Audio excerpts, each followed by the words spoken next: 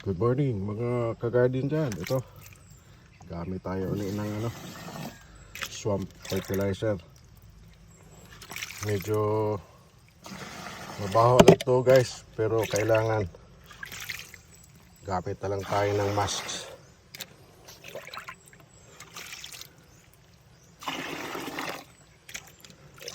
Ang composition nito is mga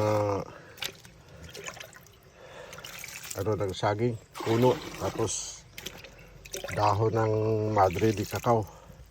Binabad natin ng actually more than a week na to eh.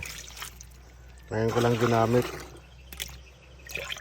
Pangalawa pa lang pala to, pangalawa. So yung una kong ginamitan nito is yung mga alagbati ko, yan o. Yung mga nandyan. Kaya ginamit ko ito ngayon sa ampalaya ko at saka talong. Okay, thank you.